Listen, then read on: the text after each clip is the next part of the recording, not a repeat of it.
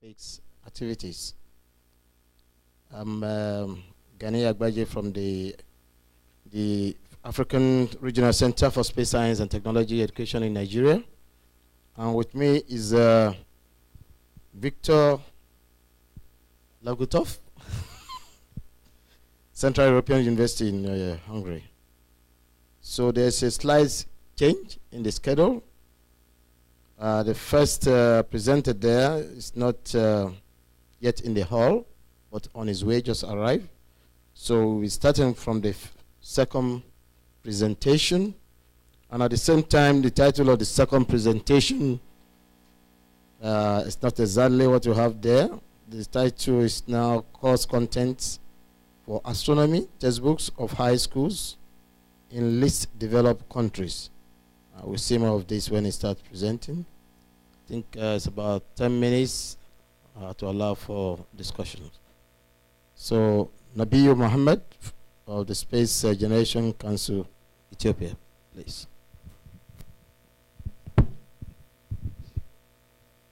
I'm very grateful for Samaya University and UNIVERSA for inviting me here. And my title is As Long as the Problems and Challenges We Face in Space Sector. And in my presentation, I will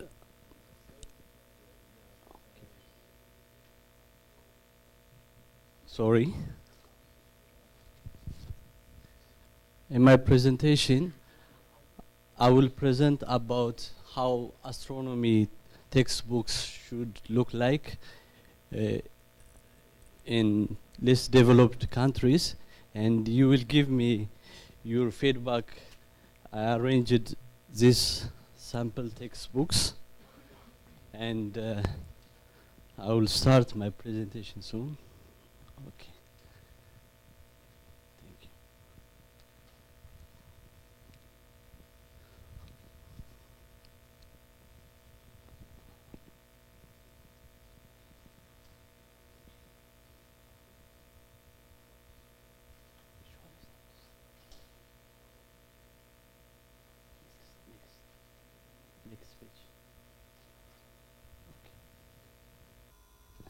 Okay. Space education is very crucial for sustainable space development, as young students are the next generation astronauts, scientists, and engineers. Since astronomy is a multi-dimensional stream, the students have a lot of options to choose according to their interest. Space education should motivate children toward the adventure of the universe. So the astronomy textbook should take their imagination through the journey of space and time. In many least developed countries, astronomy textbooks is not integrated into the formal science curriculum in high schools. And in Ethiopia, we are working to have our own astronomy course integrated in high schools within 5 years. And this future class program is designed to provide a non-technical overview of the basic astronomy topics. The course contents, which is the main part of the syllabus, have to be very interesting and interactive. And the curriculum should use hands-on activity to help students and teachers understand the significance of astronomical observation, and the course should be given according to the laws of physics and principles of chemistry and biology to explain astronomical phenomena. And it also should treat many standard topics which uses algebra and geometry. Here we shouldn't use advanced mathematics like calculus for high school students. Ordinary mathematics is enough to explain all the events in astronomy at this level. In this country, the country must be given with high cost-effective methods. Because of limited budgets, we cannot afford to buy astronomical tools like telescopes and spectrography. So we are planning to build these astronomical tools using homemade materials. Okay, when I come to the brief content of the astronomy books, in least developed countries, high school starts in grade 9 and ends at grade 12. Through the 4-year period, I have designed this scheme for the study purpose. For the first year in grade 9, students should know about introduction to astronomy and the universe in general. In grade 10 of second year, about solar system. And third year, stars and stellar evolution. In the fourth year, galaxies and cosmology. When this one, okay. When I come to the first year, introduction to astronomy and the universe, the first chapter will deal with a preview of the cosmic landscape, charting the heavens. In this chapter, also astronomical scale will be dealt. And in the second chapter, navigating the night sky, discovering the night sky. In this chapter, constellation, celestial spheres, and seasonal variation will be dealt. And in the third chapter, history of astronomy, both ancient and modern astronomy will be dealt here. Also, the biographies of many scientists in depth will be covered, so the students should have their role models.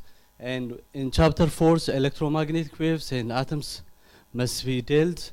Here, both spectrometer, emission, and absorption spectrum should be studied.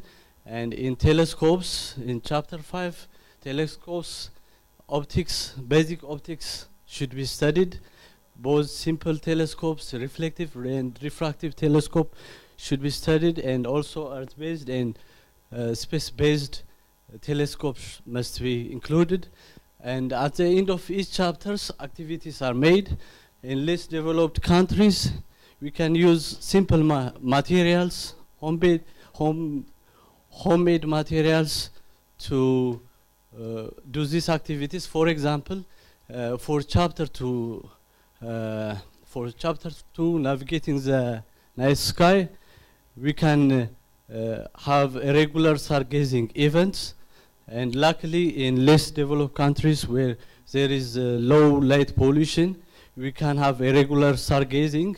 And even if we don't have telescopes, we can use our naked eyes and mobile apps like Starry Night and Sky Map to pinpoint the location of the constellations.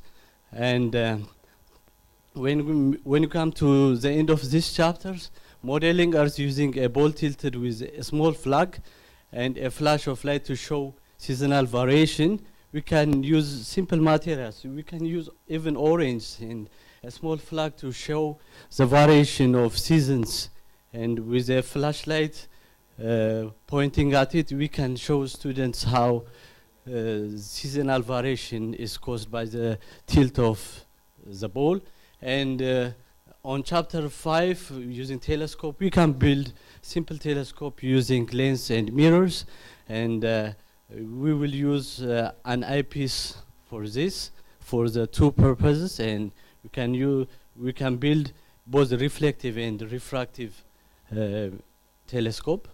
And when it comes to second years or grade 10, we will teach them about solar system in general.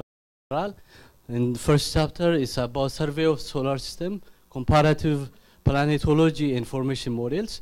Then in the second chapter, we will teach them about the inner planets, starting from Mercury up to Mars, but special attention must be given to our planet, Earth, and the Moon. And on the third chapter, students should know about the outer space, starting from Jupiter up to Neptune. And in chapter 4, we will deal with solar system debris like dwarf planets, Ceres and Pluto. And then we will go to asteroids and comets. And in chapter 5, we will deal with exoplanets, planetary systems beyond our own. But this chapter, this chapter should be revised each year. And in 6th chapter, we will deal with space exploration, and the activities will be done is for chapter 1, modeling the size and distance of the sun and the planet using balloons and small billiards. We can get the relative size of each planet with each other, and we can build a water rocket and simulate the chemical rocket using water rocket. And when we come to 3rd year, we will discover about the sun, measuring the property of stars, temperature, radius, and mass using mathematical approach, classification of stars, and stellar evolution will be dealt, stellar explosion like supernova, and stellar remnants, white dwarfs up to black hole will be dealt, and activities at the end of the chapter. For example, for the 1st chapter, we will determine the diameter of the sun using pinhole camera with its own dimension and the size of the image. We can determine the size of the sun very easily, and building spectrometer using only prism and a lens or a microscope. You can see the dark bands and shows the students how absorption spectrum works. And then we will watch documentary videos like that of Cosmos of Neil Grace. And when we come to the 4th year, galaxies and cosmology, the Milky Way galaxy should be studied, and types of galaxy, whether it's elliptical, spiral, or regular. And on the 3rd chapter is about galaxies, how galaxies gather around to form local clusters and go on, and the evolution of the universe, life in the universe, are we alone, should be answered according to astrobiology. And the activities are modeling galaxies with printed or drawn papers, determine Doppler's effect of sound using Carson. This will enable the students to know about Hubble's law. And in the conclusion, it's very important to carefully arrange the course syllables that will adapt with the facilities and materials that these countries can provide. We should encourage students and teachers to create new innovative techniques to simulate celestial bodies and how they work. Therefore, we can accomplish space education in high school with less budget and less complexity. However, we need an international cooperation for further advanced space education. And thank you. Thank you very much. Thank you very much, Nabi. Yeah. Any question? Thank you. Thank you for a very interesting presentation. I just have 2 questions. One, how do you teach this to high school students? Is this part of their curriculum integrated into their program, or do you teach it as some sort of an after-school class on certain times of the year, or do you do it all year round? So that's the first question. The second question is, how do you address the problem of teaching topics that are sometimes too complicated for the age group? Given that, for example, if they don't have any background yet in physics or in chemistry, how can they appreciate or understand clearly the concept of nucleosynthesis of elements in stars and so on?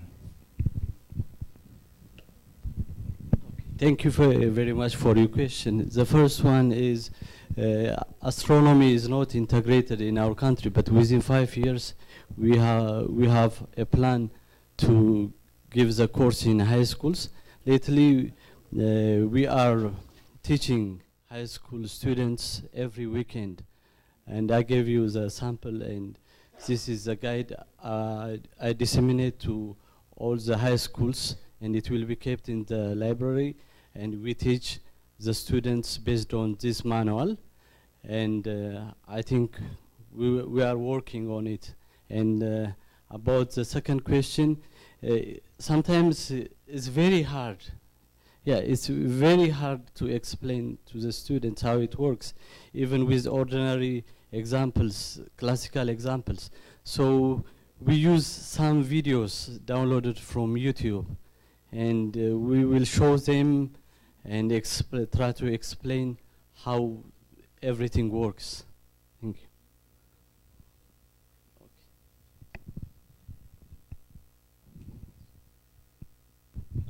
Thank you so much.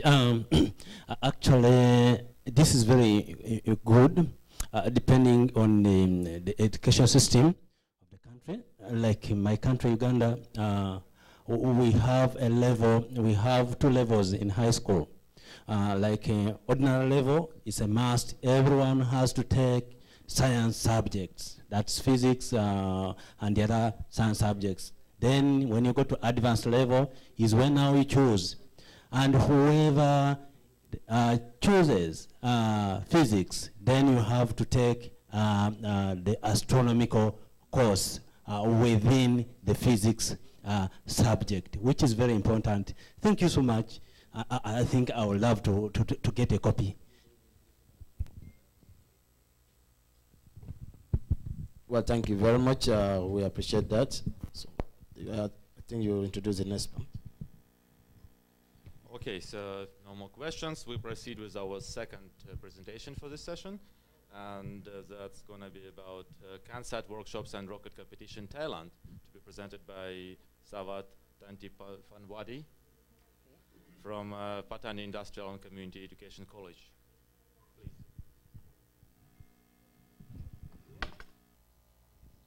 Just as a reminder, in order to have questions on that, try to aim at 10 minutes. Thank you very much, and I want to thank you and USA and Samara University for inviting me here. Want to talk about the CANSAT workshop and rocket competition in Thailand. Next. For those of you that doesn't know where Thailand is, I found one of them that doesn't know Thailand. We are about 6,200 kilometers from here. Southeast from Samara, and very small country. Yeah, very small country. Not too crowded, except in big city. Thailand. Our college is in the south, near Malaysia, where we have a very nice beach.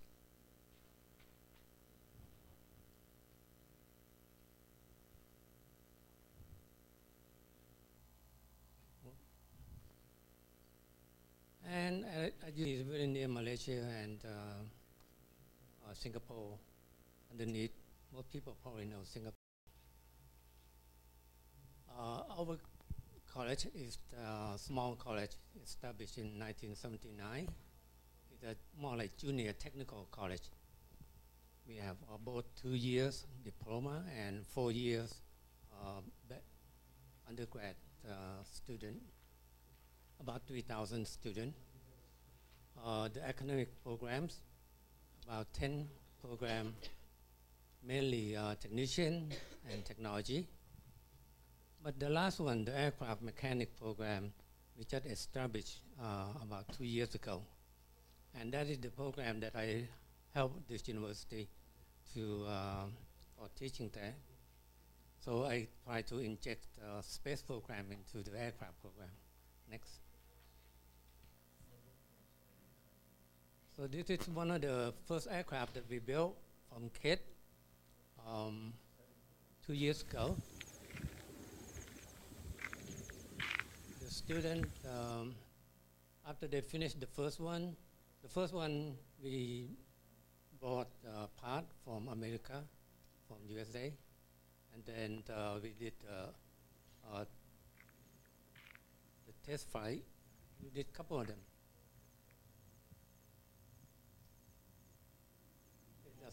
Stall aircraft, short takeoff and landing aircraft.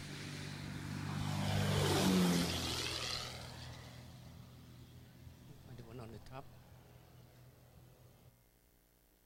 No.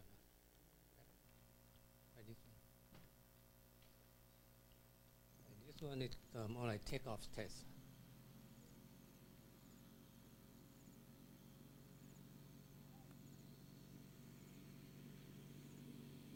First takeoff. pretty exciting for the first time on the aircraft. Okay, on the right, you can see the student working on the aircraft. Now, since we finished the first one, then we try to build the second one according to plan. But we use iron or steel plate, silk coat steel panel. We did a lot cheaper than 2021 aluminum aircraft grade. Because from 5 panels you can build the whole tail assembly for less than $100. So this is, we punch the hole and we make the curve taper with a hand tool. We did not buy the tool from the US to do that. And you can see that we make the wing and the video.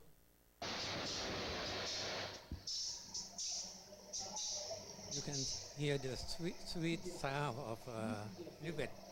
It's the automatic air compressor rivet. Yeah.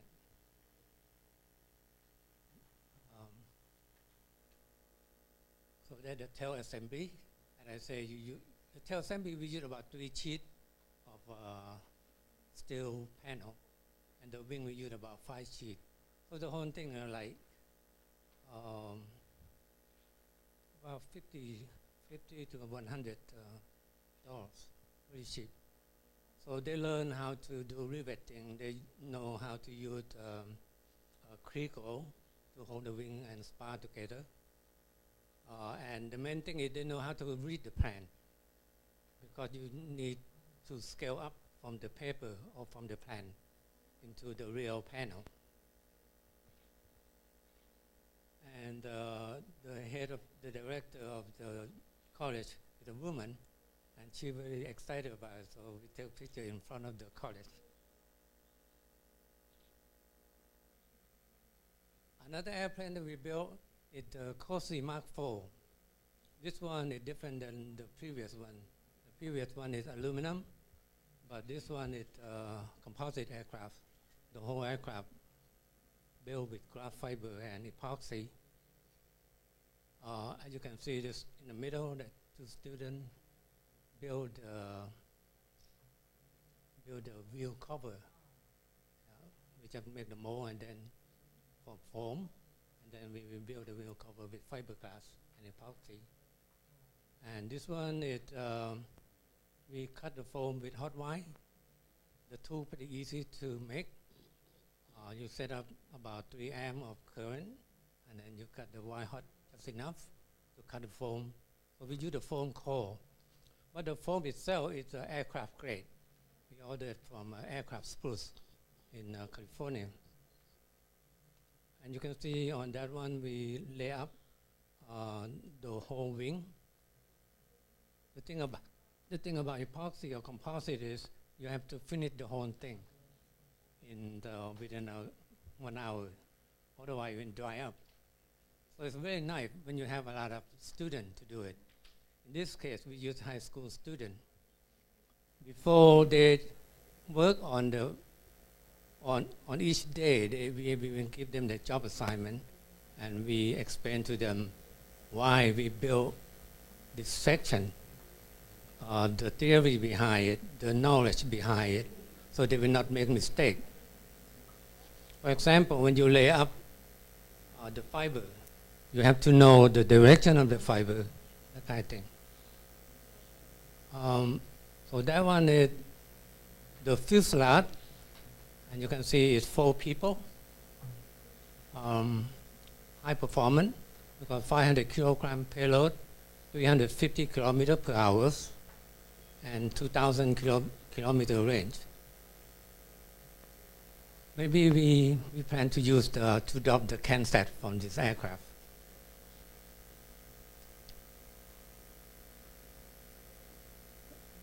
We keep the name Coastal Thailand because once you modify the plan, we bought the plan from Aircraft Spruce, the paper. You can buy it for $550. And then you have to go around and then buy material to build it from different places. Hopefully it's aircraft grade.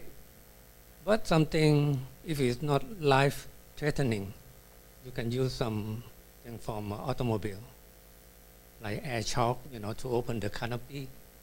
We use it from Isuzu, a truck, or for the navigation light, we design ourselves with LED because it's not life-threatening. Because we modify some of it, so we have to use different name. That's why we use Cozy Thailand. The designer is the name from the designer is Cozy Mark IV because it's 4 place. Originally, it was designed by Berg Lutan, the same famous designer who designed the Voyager that go around the world in single tank, including the Spaceship 1, Spaceship 2, that will take the passenger to space. And the same designer, he's very famous in America. So the design is proven because there are at least 200 people building aircraft before we build it. So we know it's a good design. As you can see, the students learn how to cut or build the aircraft themselves.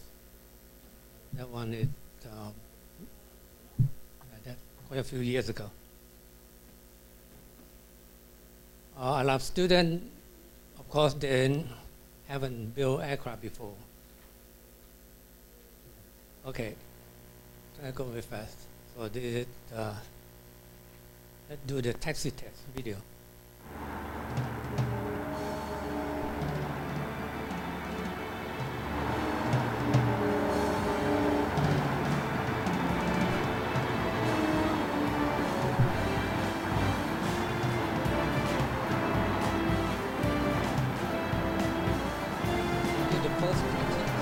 Taxi test. We run on the street. So I went up to about 40 kilometers per hour.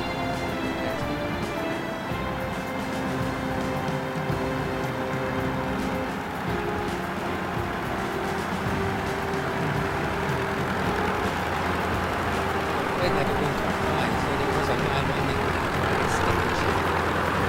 Because he cannot keep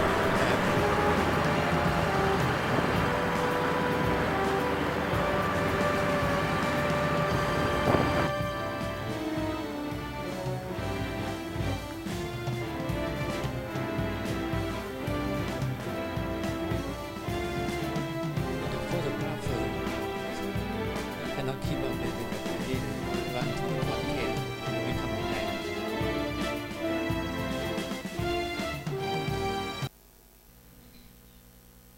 A CanSat, this one is probably remember it because this CanSat is built in Nihon University during the CanSat leadership training program about six years ago. And that one is the CubeSat launch from Kibo. With the idea, it comes from our meeting with JAXA during the APR SAP.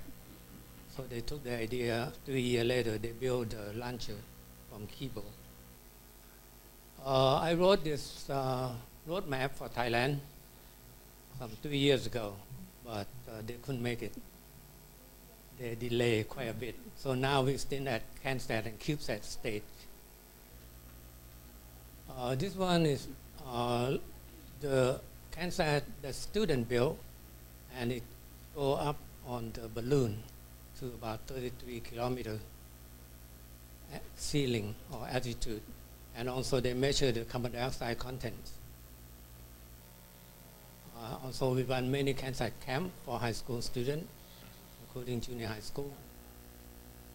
Rocket camp, we have been doing this for about 8 years. Using software Rocket Sim, so the students learn the theory behind the rocket. And then for the past 2 years, we developed into a CanSat launcher. We combine them. As you can see, the CanSat it with a parachute, and it can control the direction or come back CANSAT.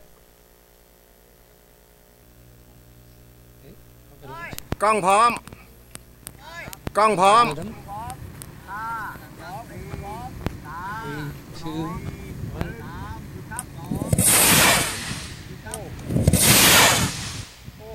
Okay, thank you very much. Do you have any question?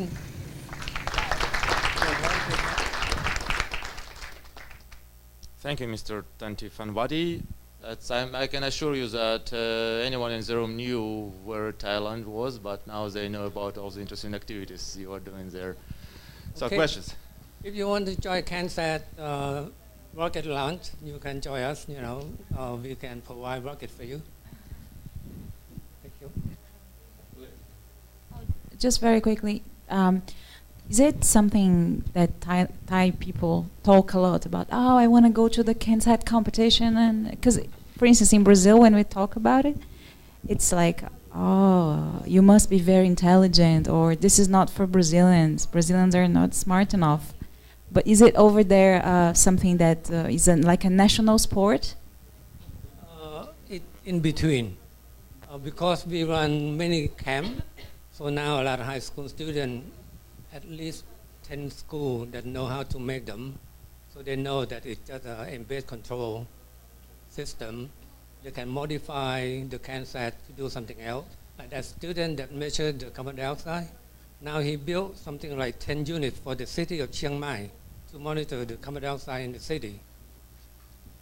And some of them use it to control a robot arm, because it's just embedded control.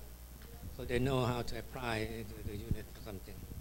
But CubeSat is a little bit difficult, because they have to acquire a lot of knowledge to do that.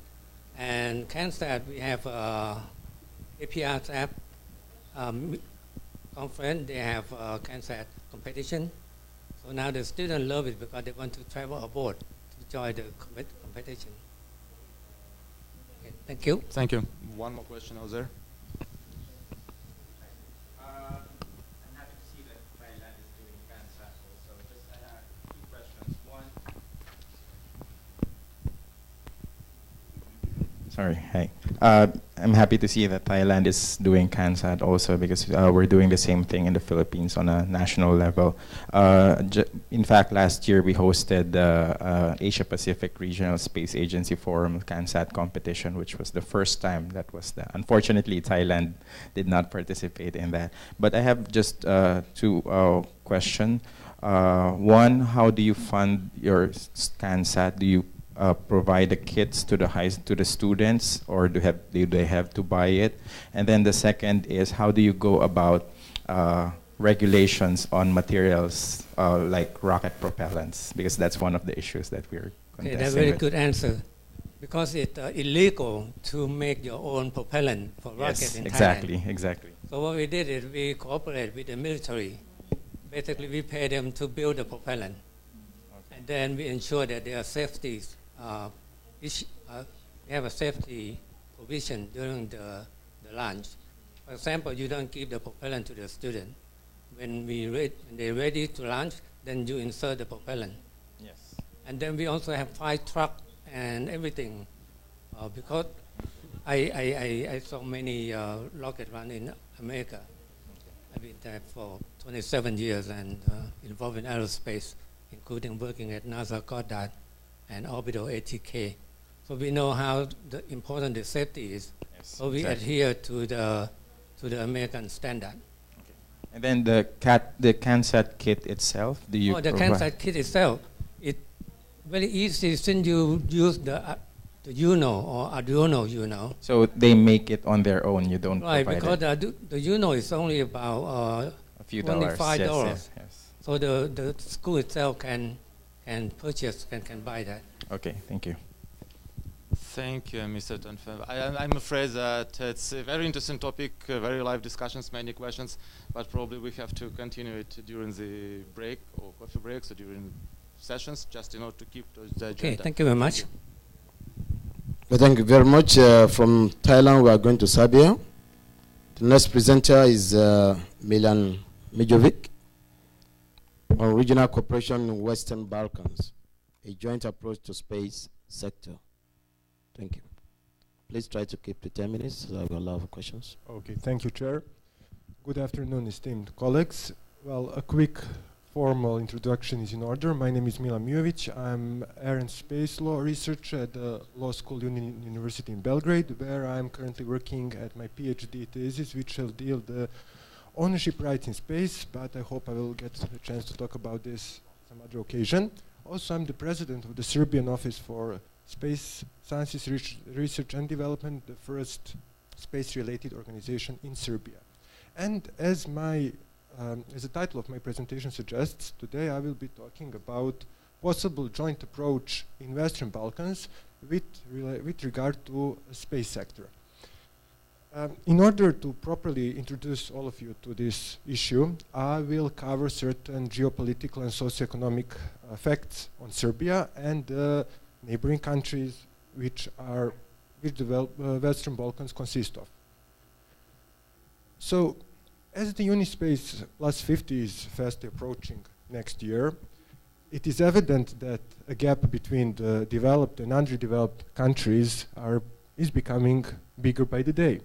And we have heard these days one principle, and that is that no one shall be left behind. And personally, I'm afraid that Serbia and the rest of Western Balkan is on this way. So Unispace Plus 50 being a glorious event for this generation of space people cannot simply exclude the Western Balkans, consisting of 6 countries. And during this workshop, I saw I believe it was an ESA map representing the Europe, and you can clearly see the gap of the ex-Yugoslavia 6 countries doing absolutely nothing in this matter. So Serbia being an example of the emerging countries, together with 5 other ex-Yugoslavia countries, had a turbulent history during the last 25 years. We had Yugoslav wars lasting for 5 years, resulting in 6 small countries dissolved from Yugoslavia. We had 1999 NATO bombing of Serbia, and then finally, at the beginning of the 21st century, in year 2000, we saw democratic changes and began our accession to the EU. The socioeconomic effects on Serbia aren't so much inspiring, as you can see the official data on the monthly salary and unemployment rate. And I can assure that other Western Balkans countries share the same destiny. Of course, that Slovenia and Croatia have joined EU, but the mentality of people which is of utmost importance in this presentation stay the same between our countries. It is very difficult for me and for my scattered colleagues in Croatia, Slovenia, to bring the importance of space exploration, of space benefits to the, let's say, ordinary people, to the masses. Because majority of people still consider space to be reserved for sci-fi movies, for astronauts, intergalactic travel, Star Wars, Star Trek, etc. So the normal approach when you're trying to, let's say, pitch an idea to the public would be by beginning by reasons and justifications for introducing a space program, space institution, or space agency to a country. Well, we all know that this century was declared as a century of knowledge. Also, Serbia has inherited the great educational system from ex-Yugoslavia, having the robotics programs, having the aerospace programs, but simply we are faced with a lot of young students leaving Serbia because they simply do not have an opportunity to find a job in Belgrade or anywhere in Serbia.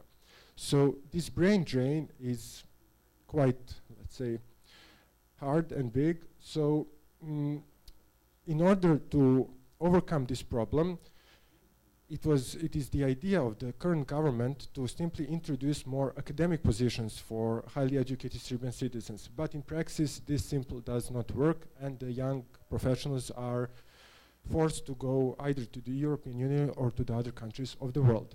So, as I said, the neighboring countries also share the same problems, and that is what actually led me to the idea of talking about this joint approach. But As I said, it cannot, in Western Balkans, you cannot simply begin with reasons and justifications. In order to people to accept the space as a vital player in their everyday lives, you actually have to do a reverse order and to begin with practical space applications. So in 2014, Serbia witnessed one of the biggest floods ever. Cities were lost, people were killed, and it was very tragic for me to see the satellite images next year in Jerusalem at the IEC, which we didn't have access to. And if we had access to this satellite imagery, a lot of damage could have been mitigated. Also, Serbia and the Western Balkans are quite agricultural countries, so satellite benefits could be used in this matter. Balkans witnessed the migrant crisis during the last years. At one moment when the EU closed the borders, Serbia was being surrounded by the EU members, was the frontier where the migrants started settling, and the security reasons and the security benefits we could have used by satellites could have helped a lot during this migrant crisis. Also, for other disaster management, human urban illegal settlements in Belgrade and entire Serbia, satellites could be used. But all of this is simply yet not enough, because the mentality of people on the Western Balkans do not simply would like first to see the government officially introduce a space agency or something so that they could follow and accept this. So this finally brings me to this idea of establishing a joint regional, either space center, either a space institution for the West Balkans. As I said, we do share a specific history. We do share similar position and socioeconomic status. And it is apparent, evident, and not to be ashamed of, that our countries cannot stand alone in this academic race towards space. Of course, this should and must be negotiated with the governments, and I can only rest that the competent international organizations, colleagues, my friends, would support me and my friends from the neighboring countries for this goal. But also, as I would like to end this presentation, I would like to have discussion on this topic. While I was preparing this presentation, I decided to extend my thinking and not only limit myself to the Western Balkans, but actually to extend my cooperation to all emerging countries.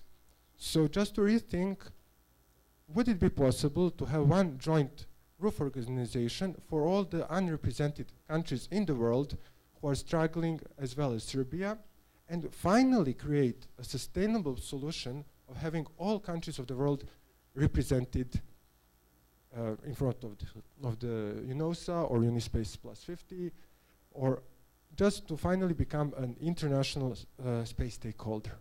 So with this, I would like to end and hopefully open the floor for discussion. Thank you. Well, thank you very much. That's a very, very good one. Keeping to the time. Questions?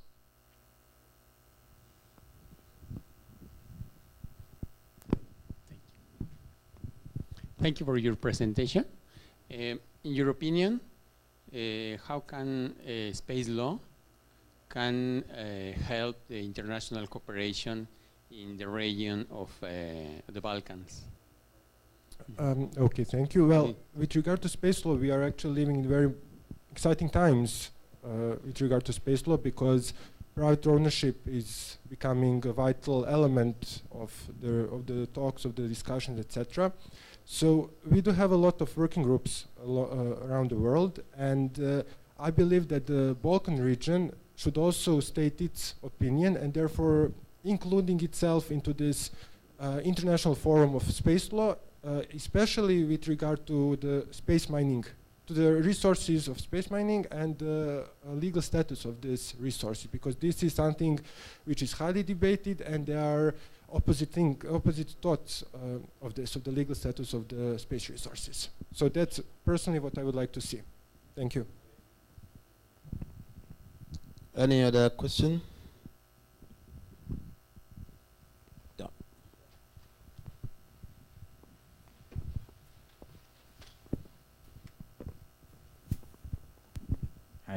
Just since you mentioned already space mining, I would like to ask what's your opinion on countries that will be affected once space mining becomes much more prevalent, or it started, because there will when we start mining in space, there would be some countries whose economies will be affected, given that there's a sudden influx of supply of minerals to the global market. Okay, thank you. Well, the problem with this legal status of resources from outer space is that this issue wasn't being dealt for more than 50 years. In 2015, USA issued the National Act enabling direct private ownership over resources. So 2 months after their decision, the International Institute of Space Law said that it's fine to establish a private ownership over resources, but still it didn't go international. And actually, just 1 month ago, I presented in Adelaide saying that because after USA, Luxembourg followed, and many other national countries followed, issuing their own domestic legislation. And this simply isn't a way to do it, because you have to make if we, and I advocate actually for the private ownership in outer space, but if this is something that international community has accepted, then we have to make it international. Otherwise, keeping it international simply will not be sustainable, also in the legal terms and also in international and human terms. So, thank you. Thank you very much. I think that's a big topic. There's a lot of international problems with regards to who owns what on that. I think that should be for another day's discussion. So the next speaker. Thank you. So next speaker in this session would be Olga Starinova from Samara University on the topic of experience with school children in developing interest in space education. Please.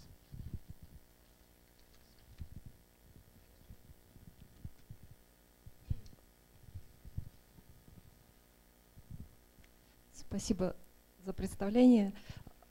Я профессор кафедры космического машиностроения нашего университета, Ольга Старинова, и в последние 2 года я еще являюсь директором молодежной аэрокосмической школы нашего университета.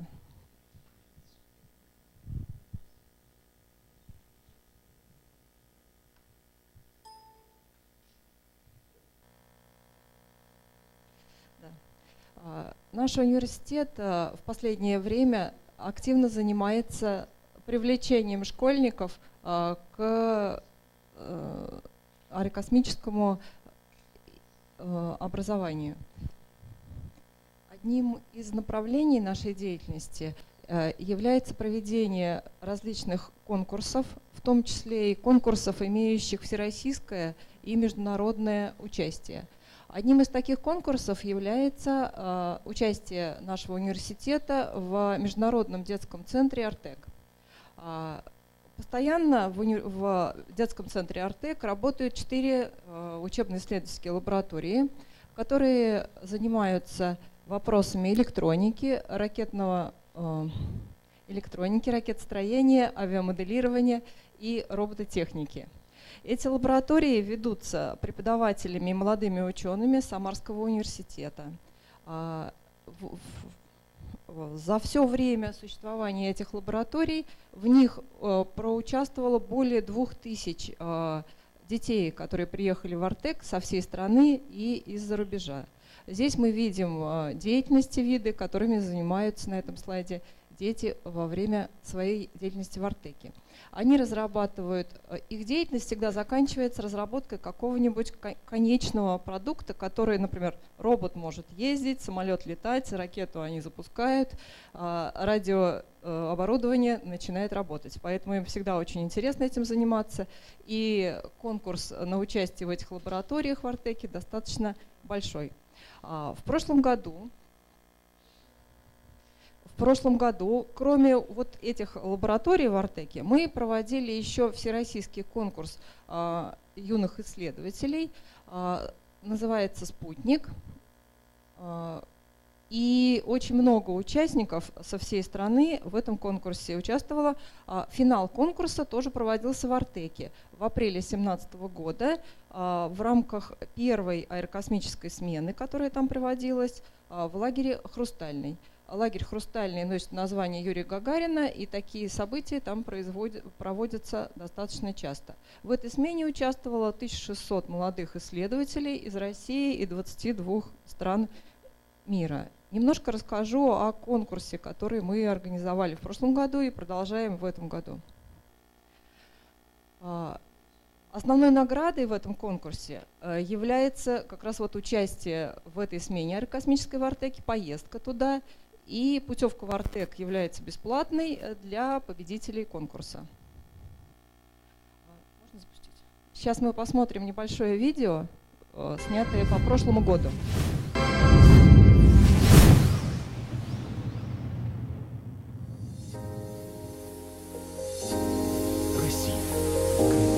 Россия. Крым. Артек. Финал всероссийского конкурса «Спутник». Здесь собраны молодые люди со всей страны, для которых Самарский университет сделал звезды немного ближе. Совместно с Артеком университет в 2016-2017 году организовал специальную космическую смену, раскрыл суть внеземной инженерии и помог оторваться от привычной Земли. О конкурсе «Спутник» говорили и писали. В нем участвовали и побеждали, в его атмосферу влюблялись и не хотели расставаться. Дебютный конкурс собрал более 1500 заявок со всей России. Дети прошли 4 этапа конкурса. Предпоследний — в Самарском университете. И последний этап здесь, в Крыму. У тебя есть ощущение цели, какие-то профильные занятия от Самарского университета, профильные занятия от Артека. Ты постоянно занят, и тебе это нравится. Этой новости ждали. Конкурс «Спутник» снова идет на взлет. В 2017 году он выходит на новую орбиту. И снова проводником к детским космическим мечтам становится Самарский университет. Исторический, один из центров отечественной российской космонавтики. Гагаринская ракета, Байконур. Сегодня космодром «Восточный», собственная группировка спутников на орбите, завтра участие в освоении космоса на всех уровнях, даже на детском. Показали весь дух университета, показали его изнутри, показали, чем занимаются различные факультеты. Как и в прошлом году, конкурс «Спутник» будет проведен для школьников 5-11 классов. Только теперь через отборочные этапы, как ожидается, пройдет не 1500, а 6000 человек. Отбор будет жесткий, но цель для юных инженеров стоит вложенных усилий. Финалисты посетят Самарский университет, где они познакомятся с научным подходом к современному освоению космоса. И, наконец, Артек. Ребята будут заниматься в мощных лабораториях, организованных университетом в Артеке. Направления — ракетно-космическое, авиационное, робототехника и двигателестроение. Конкурс стартует 1 октября этого года. Попасть в звездный поток очень просто. Достаточно пройти регистрацию на сайте sputnik.sau.ru до 10 ноября, а затем справедливый отбор. И все. Привет, Артек, уже весной 2018 года. Стоит принимать участие не только тем ребятам, которых интересуют технические отрасли, потому что и неважно, кто ты, гуманитарий или технарь, в Артеке ты можешь раскрыться вообще с неожиданной для себя стороны. Спутник — это ты не просто участвуешь дистанционно, выиграл и все. То есть ты знакомишься с ведущим вузом страны, что самое важное. Есть фраза «рискнув однажды, можно остаться счастливым навсегда». И я считаю, что вот так вот рискнув, я остался счастливым. Побеждаете. Вперед. Во-первых, я хочу сказать, что этот конкурс — прекрасная возможность познакомиться, во-первых, с самим Самарским университетом и в дальнейшем заниматься его деятельностью. Вместе с ним, шаг за шагом, вступать в ракетно-космическую промышленность. Как и любой маме, некоторые опасения, разумеется, были. Это оказалось потрясающе на самом деле, то есть он очень доволен. Теперь он будет больше, лучше, масштабнее и инновационнее. Вообще о «Спутнике» можно долго слушать хвалебные отзывы, но это тот случай, когда лучше один раз увидеть и не упустить свой уникальный шанс — путевку в жизнь. Звезды Вселенной и море Артека снова ждут тебя. Поехали!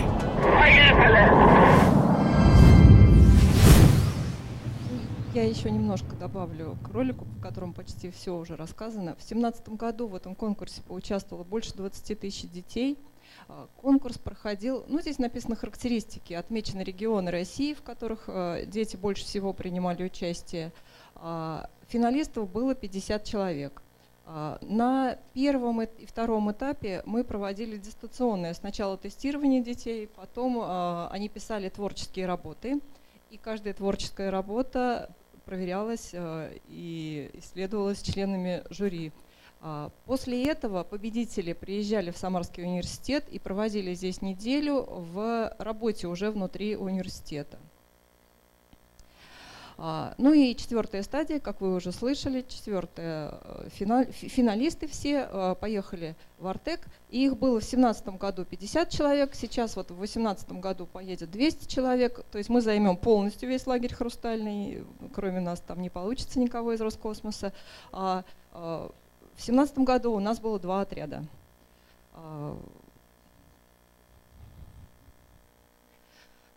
Занятия по-прежнему будут проводить специалисты, молодые ученые нашего университета. В прошлом году они занимались сборкой и испытанием наноспутника, приемом информации из космоса, не с этого спутника, с других наноспутников. В этом году, кроме сборки спутника, будет ракетостроение, двигателестроение. Вы видели направление подготовки. Но тут молодой человек, вот 3 человека, интервью которых были показаны, они сейчас учатся в нашем университете, 2 из них, после результатов, по результатам спутника, и 1 еще просто маленький, еще не учится. Это финалисты спутника. В спутнике участвовали не только дети с инженерной направленностью, но и очень творческие гуманитарии, которые писали рассказы, сказки, мы читали, картины рисовали они. И по результатам спутника мы издали вот такую прекрасную книгу, которую подарили всем участникам. К сожалению, количество экземпляров было ровно 50 по количеству участников. Даже мне, как члену жюри, достался только электронный вариант, поэтому я не смогла ее принести. Участники ее не отдают. Кроме участия в таких международных конференциях, нам интересно привлекать и детей из Самары. Поэтому у нас постоянно работает молодежная аэрокосмическая школа, в которой участвует примерно 200 детей постоянно. Вот вы, наверное, и сами видели этот замечательный глобус, и на фотографиях он часто появляется. Это учебное пособие изготовлено первой группой в прошлом году нашей молодежной аэрокосмической школы для занятий по астрономии. Это действующая модель небесной сферы, на которой мы можем включать или выключать те или иные созвездия, мы видим, как там двигаются планеты, и это наши теоретические занятия астрономические, школы проходят на нем. Кроме этого, мы осуществляем экскурсии по множеству аэрокосмических предприятий Самары и области и по кафедрам и лабораториям университета для всех желающих. Вот в прошлом году у нас более 350 человек примерно, мы посчитали, поучаствовали в таких экскурсиях. Для младших школьников у нас тоже есть программа, которая включает в себя в том числе и запуск самостоятельно изготовленных ракет водяных.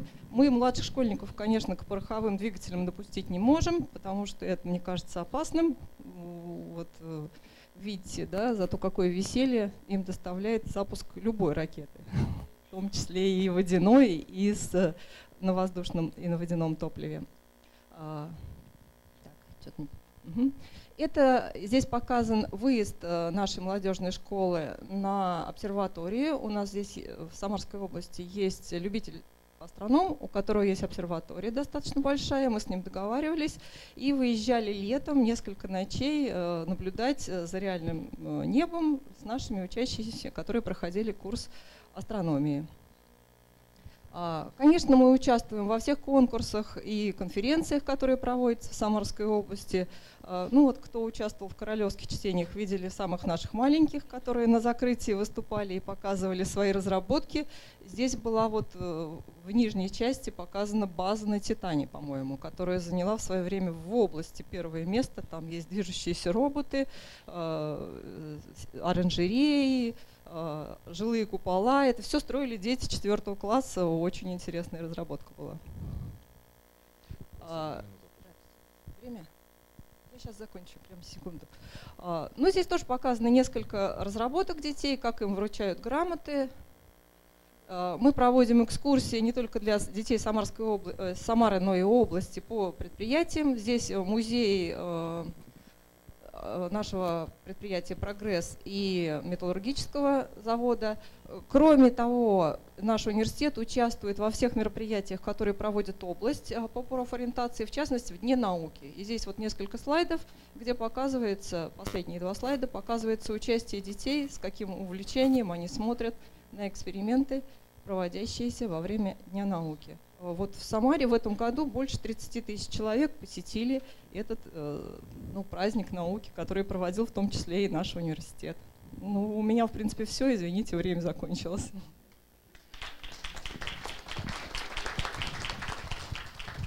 Thank you for a very interesting and informative presentation. Time is up, but I'm sure we have a little bit of time for question 1 or 2. Please.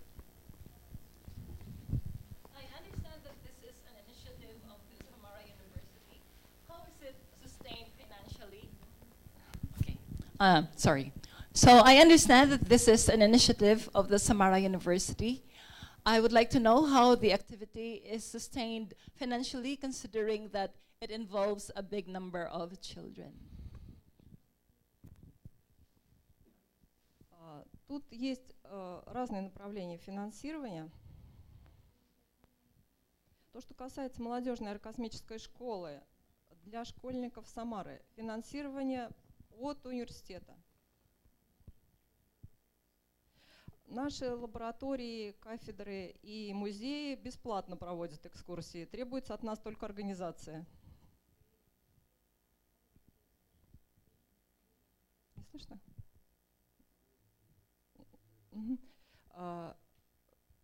То, что касается участия вот в конкурсе во всероссийском, частично финансируется тоже институтом, частично финансируется лагерем Артеком. Вот само участие в смене, путевка, она за счет Артека, это правительство самарское, не самарское, а российское правительство финансирует.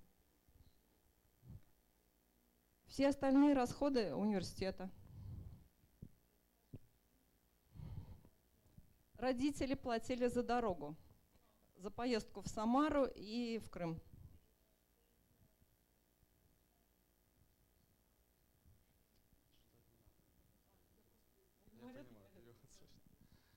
So, good, thanks. No more questions, so we proceed with our program. Thank you so much again. Thank you. Our last presentation will be coming from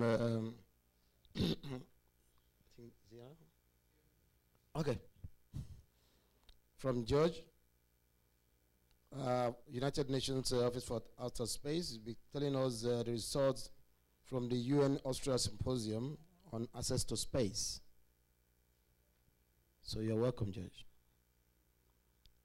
Try to stick to 10 minutes so that we'll have enough time for questions and answers.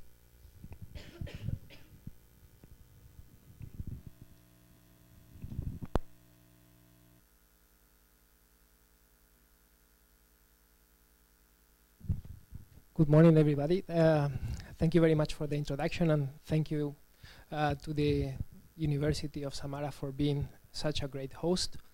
I'm going to present one of the activities that the office have carried out related to capacity building this year. It's the UN Austria Symposium that we had in September. You will see that there are some commonalities to this workshop.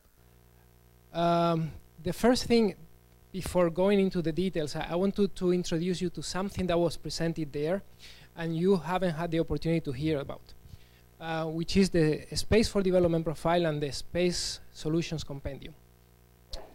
It's an initiative of the office.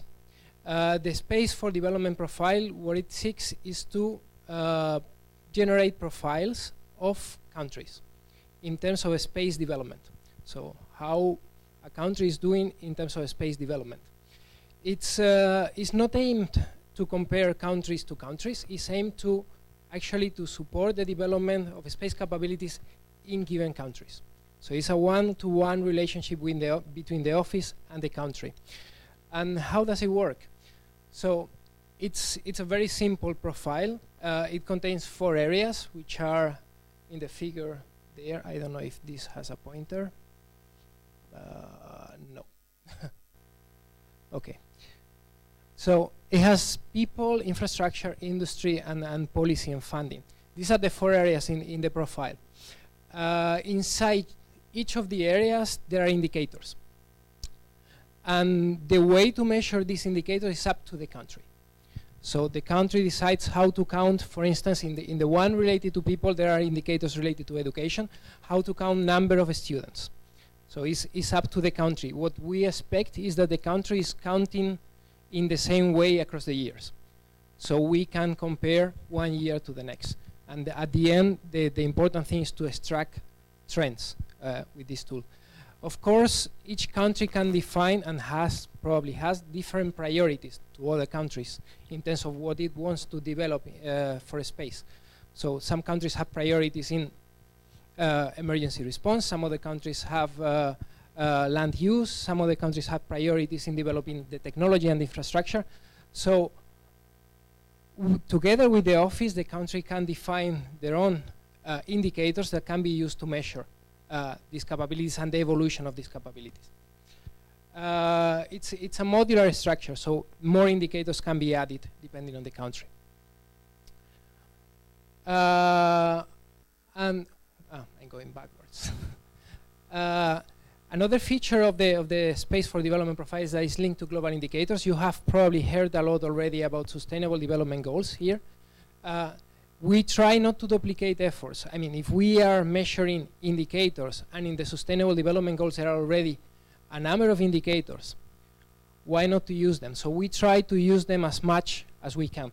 So we are not asking the countries to count similar things twice. We will try with this tool to measure the impact of capacity building initiatives. Also is linked to the other tool that I was mentioning in the beginning, the Space Solution Compendium. So why to measure these indicators if at the end there is no way to improving them? How do we improve them? So we have solutions that help to improve these indicators. And those solutions are contained in the Space Solution Compendium. The Space Solution Compendium is basically a list of solutions that are coming from space, space-based solutions that helps to develop the indicators in the profile and help to develop the capabilities of a country into achieving and monitoring the Sustainable Development Goals also. It's a very simple thing. It's a list of solutions. It's not only the solutions of the office, it's the solutions of the country. So if a country has solutions that can be used by other countries, it doesn't matter if they are paying or not. You have to pay for those solutions or not. They can be included in the Space Solution Compendium. So if a country is looking for a solution that is helping to achieve Sustainable Development Goal number 1, no poverty, can go there, can filter by Sustainable Development Goal number 1, and can find which are the solutions that can be applied and are space-based to support the achievement of the Sustainable Development Goal number 1. So these were things that were presented in Graz. There was a pilot project. We ran a pilot project, and the results of the pilot project were presented in Graz, but I'm not going to go into that detail. What was the result of the Graz Symposium? So these tools were presented, and it was a big support. There was a strong feeling of all the people in the symposium that is the way to go. We should go more into the development of these tools, and space agencies can be invited to contribute to these tools. Actually, during the pilot project, we have been in conversation with the European Space Agency, and they have developing also a catalog of solutions, and we are making it interoperable. So the solutions that the European Space Agency is providing will be in this catalog, in the Space Solution Compendium, which will be the one-stop shop. So Everybody that is looking for solutions can go there, and then it will be directed to the solutions of the European Space Agency or others, whoever wants to participate.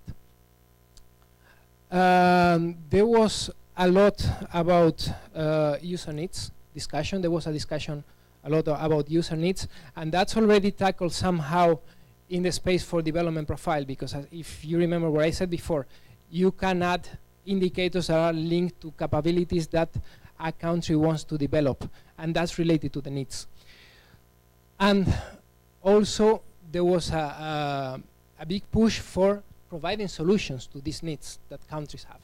So the Space Solution Compendium is also addressing that. So we are providing solutions targeting these needs. It's not, as I said, it's not solutions of the office necessarily, it's solutions that are available and people want to put available to other people. With these two tools, what we aim at, and this is something new, and it will be included in the strategy that the office is building for capacity building, we aim at having long-term relationship with countries. Before we were doing individual workshops. Sometimes there was a series of workshops that were aiming to develop a specific capacity, but the approach that we have followed in the last years is individual workshops in different countries. What we aim at is now to have a continuation and with a long-term plan of what the country wants to develop and target that, which was very much supported by the people that attended the event in Austria. Some things linked to some of the objectives of this workshop. This workshop is talking also about the role of industry, space industry, and the private sector. Actually, the workshop in Austria, the symposium in Austria, was requesting that the office was more involved with the private sector, asking for partnership between the office, the private sector, to support countries, and something that is called the triangular approach. A developed country supporting a developing country through the mediation of another agent. In this case would be the Office for Outer Space Affairs. Okay. Results related the making more effective, cost-effective capacity building and increasing the role of the academic. We got recommendations to develop infrastructure for cross-sectoral applications to strengthen the delivery of capacity building. We got the recommendation on the capacity building network that was presented, if I remember well, yesterday by my colleague Laurent. So that was very much supported. And also there was a recommendation on the regional centers due to the academic role to strengthen the cooperation between the regional centers and to develop collaborations at regional levels, what is called the Alliance of Regional Centers. Probably you heard about it yesterday. Also, it was recommended in this side of the expanding the academic role to develop and implement new curricula, and also for the office to go more into finding which resources are online and how these resources can be made more available to people, which goes in the direction of the Space Solution Compendium. I mean, if we find resources that can be used to strengthen some capabilities in the countries, they will be put in the Space Solution Compendium, and everybody that is looking at the Space Solution Compendium will find, okay, this is an online resource that is helping me to develop the capability X that I'm looking for. So if you see, everything is a little bit connected, which is what we are looking for, to be more cost effective also.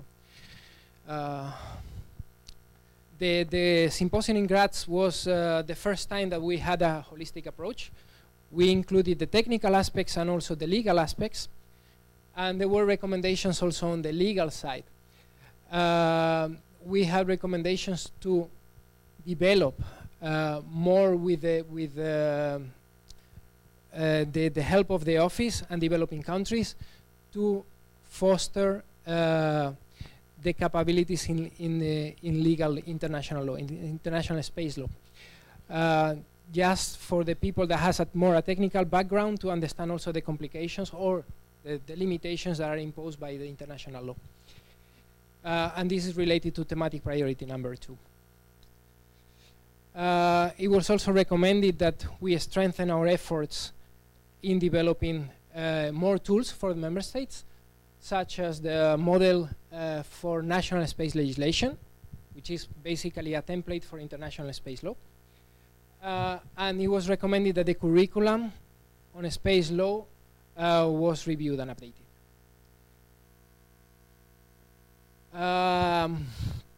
There were also a series of recommendations on different areas that are cross-sectoral to reduce the so-called space divide. I mean, the gap that exists between space developed nations and the nations that are not yet at that point, which is called the space divide.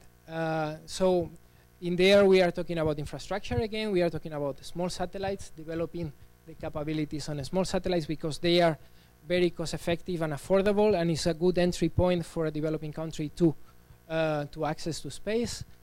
Also to enhance the use of space-based applications, such the ones related to national disasters, and outreach in general on space law and space data policies.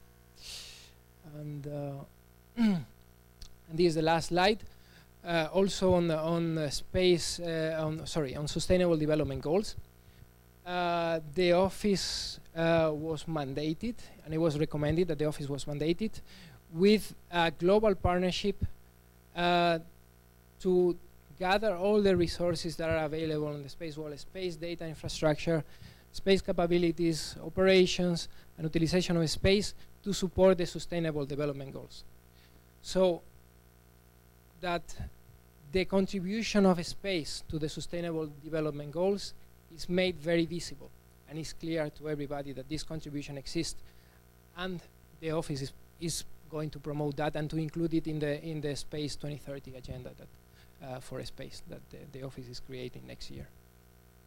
And basically that's it. I was faster than 10 minutes.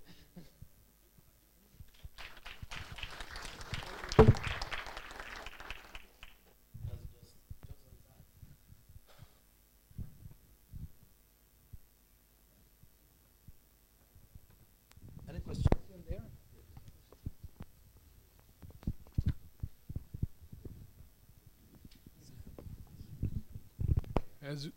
As we know, United Nations deals with directly country to country, state to state affairs. Mm-hmm. You are talking about private sector here. Yep. How do you feel? What is the legal status of United Nations to deal with the private sector? Because private sector is not a country, not a state. Yeah. No, that's absolutely correct. Thank you for the question. In the last scope we got the encouragement from the member states to work more with the private sector. Space is a very specific domain, and today, without the contribution of space of the private sector in space, it's very difficult to achieve some of the things and to provide some capabilities to the member states and to the developing countries that are available widely. So without that contribution of the industry and the space private sector, it's very difficult to provide these capabilities. How we are doing that in legal terms? So we are putting together the process. The process is not yet fully defined. What we are doing is basically what we have defined up to the moment is that we will run a background check on the company to understand what is the background, and if they have been doing things that are not in line with the United Nations Charter, and depending on the contribution that they want to make, the process will be deeper or a little bit more light. But the process is in the process is in the process of being established, and we got the mandate of the different countries that are presented in COPWAS to go and pursue the collaboration with the private sector. Also, the Sustainable Development Goals are providing basis for that. Sustainable Development Goal number 17 is partnership for the goals. And this partnership is also partnership with the private sector. And the Sustainable Development Goals have the Global Compact, which is basically composed of private companies, which is already a model that exists. We are trying to introduce the model into the office because we see that now there is a moment where the private companies are a really important player in the space arena, and it's the right moment to bring them in.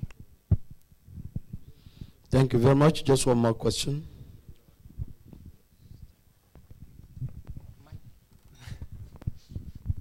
You said about space legislation model. Yep. Is it a resource we can assess already? It's not ready yet.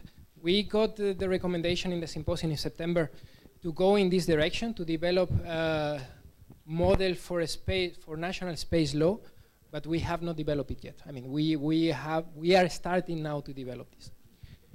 Hopefully, we will get some results next year. Thank you very much, Judge.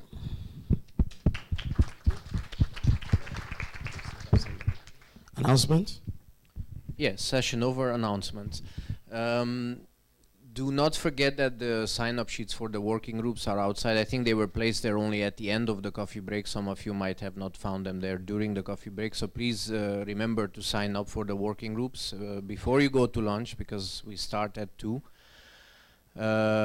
Please actively participate in the working groups. You know, if you do not, then you will not get the workshop participation certificate, and you have no way to know if I'm joking or not.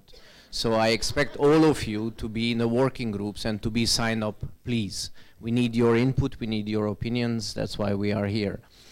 The groups are already announced, you know them. You can check the program also for the topics if you forgot, and we will meet back here at 2 o'clock. The room will be divided in 3. At small displays in front of each entrance, you will have the working group number, so you will know where to go. Last request I have for the chairs, for the moderators and the rapporteurs of the 3 groups to stay together when we exit here, so that we can sit together at lunch and have a quick discussion on expectations. So please stay together for that. Enjoy your lunch and see you back in working groups at 2.